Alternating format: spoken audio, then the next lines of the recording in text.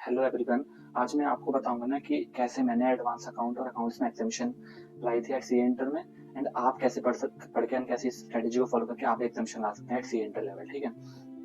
तो सबसे पहले मैं क्या करता हूँ कि प्रिपरेशन स्ट्रेटेजी को ना दो पार्ट में डिवाइड करता हूँ, एक ड्यूरिंग द लेक्चर एंड एक आफ्टर द लेक्चर। ठीक है, जब आप रिवीजन कर रहे हो तो ठीक है, ड्यूरिंग द लेक्चर में क्या करना है, सबसे पहले तो आप एक टीचर जो आपको अच्छा लगता है उसको फॉलो करना, उसके लेक्चर परचेज करना है। ठीक है, एंड आपको अगर लेक्चर नहीं परचेज करना है, आप सेल्फ करना चाहते हो तो सेल्फ के लिए भी बहुत सारा मटेरियल पड़ा हुआ है एट यूट्यूब में। उसके लिए क्या है कि मैं नीचे यूट्यूब की प्लेलिस्ट ऐड कर दूंगा जो आप फॉलो कर सकते हैं। ठीक है, तो मेरी तरफ से अगर आप टीचर का रिकमेंडेशन मांगते हैं फॉर परचेजिंग का लेक्चर तो मैं आकाश गंगोई सर को रिकमेंड करूंगा, क्योंकि उनकी जो बुक है और उनका जो लेक्चर वो बहुत क्रिस्प मैनर में है। तो आपको उससे क्या है कि जल्दी लेक्चर भी खत्म हो जाएंगे और आपका सिलेबस भी जल्दी खत्म होगा, तो आपको रिवीजन का ज्यादा टाइम मिलेगा। ठीक है, एंड आपको मैं बताऊंगा कि जैसे आप लेक्चर कर रहे हैं, ठीक है, फिर आपने डे 1 का लेक्चर करा, ठीक है, तो डे 1 के लेक्चर के बाद आप उसको, ये नहीं कि डे 1 का लेक्चर करा फिर देन डे 2 का लेक्चर करा, डे 3 का, आपको क्या करना है, डे 1 का लेक्चर करना है, उसको रिवाइज करना है, फिर डे 2 का लेक्चर तब करना है अगर आप रिकॉर्डेड करें। ठीक है, और लाइव करें तो लाइव के बाद क्या है कि लाइव में आपने लाइव बैच किया, उसके बाद शाम को आप क्या करो, सोने से पहले या शाम को एक बार आप जो डे 1 में पढ़ा था उसको एक बार बस गो थ्रू कर लो, मतलब रीड करो नोट्स को, भले क्वेश्चन को भी मत रीड करो लेकिन क्वेश्चन को गो थ्रू कर लो। ठीक है, एंड जब आपको टीचर आपका होमवर्क देता है तो होमवर्क जरूर करना, मतलब कि होमवर्क में क्या होता है कि आपकी उससे राइटिंग प्रैक्टिस चलती रहती है, तो आपकी जो कॉन्सेप्ट है ना उस चैप्टर के वो आपके क्या माइंड में रिकॉल होते रहते हैं, जैसे कि आप क्वेश्चन करते हो और आप फिर रिवीजन करते हो तो मल्टीपल रिवीजन आपकी होती जाती है। ठीक है, और एक बार पूरा चैप्टर पूरा होता है तो उसके बाद क्या है कि हर टीचर, जैसे आकाश कंदोर सर, तो वो क्या होता है कि हर लेक्चर के बाद, मतलब हर चैप्टर के बाद आपको एक टेस्ट देते हैं, टेस्ट वो आप जरूर अटेंड करना। लेकिन कभी कभी क्या करता है कोई टीचर दो या तीन चैप्टर्स को मर्ज करके टेस्ट देते हैं, तो वो भी आप टेस्ट क्या है जरूर अटेंड करना, जिससे आपकी राइटिंग प्रैक्टिस भी बनती रहेगी। ठीक है, एंड दो तीन चैप्टर का आपका एक साथ रिवीजन भी हो जाएगा, क्योंकि वो एक दिन का आपको टाइम देंगे रिवीजन करने का, तो उससे आपको क्या होगा कि क्यूमुलेटिव रिवीजन होती हुई रहेंगे आपको। ठीक है, ये तो हो गया कि ड्यूरिंग द लेक्चर आपको क्या करना है, लेकिन आफ्टर द लेक्चर आपको करना है, मेन जो क्या करना है कि आपको आफ्टर द लेक्चर क्या करना है। तो आफ्टर द लेक्चर क्या होता है, सबसे पहले आपको ये नहीं कि आपने रिवीजन स्टार्ट करिए और सीधा आप क्वेश्चंस करने चले गए, तो उससे क्या है कि पैनिक क्रिएट हो जाएगा ज्यादा, आपको कि कुछ कॉन्सेप्ट्स रिकॉल नहीं होंगे क्योंकि आपने लेक्चर 2 या 3 मंथ पहले ले रखा होगा।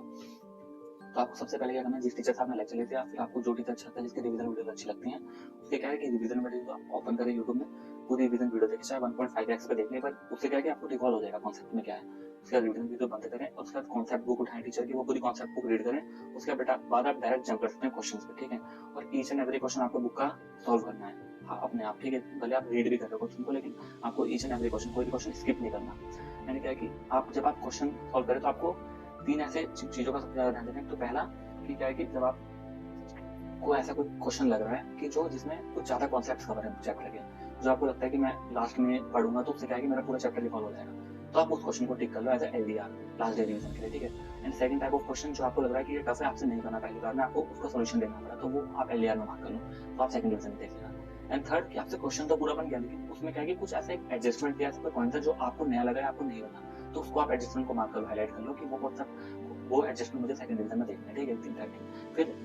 सेकंड डिवीजन में जब आप चाहते हैं तो आपको सारे क्वेश्चन नहीं देखना, आपको बस वही क्वेश्चन देखने का आपने मार्क कर दिया था आइडिया, जिसमें सारे कॉन्सेप्ट कवर हैं, आपकी कोई ऐसी एडजस्टमेंट या क्वेश्चन जो आपने नहीं बना सकते इसमें। ठीक है,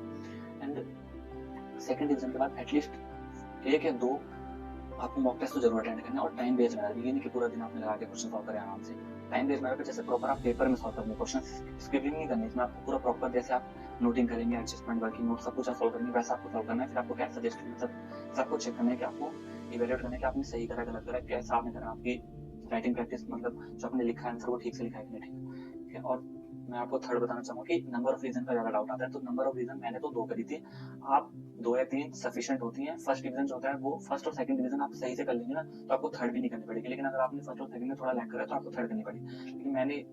मतलब कि एट सी इंटर लेवल पे 3 से ज्यादा रिवीजन किसी को करनी पड़ेगी, 3 रिवीजन इनफ है। ठीक है, और अगर आपको अभी सी इंटर में कोई डाउट होगा ना इन एडवांस अकाउंट में, तो आप, मैं अपनी नीचे लिंक डोनेट लगा दूंगा, आप उस पर मेरे को रीच आउट कर सकते हैं और आप मेरे से कोई भी चीजें पूछ सकते हैं, मैं आपको पर्सनली गाइड कर दूंगा कि सी इंटर लेवल में कैसे आपको एडवांस अकाउंट को टैकल करना है। ठीक है, ओके, थैंक यू।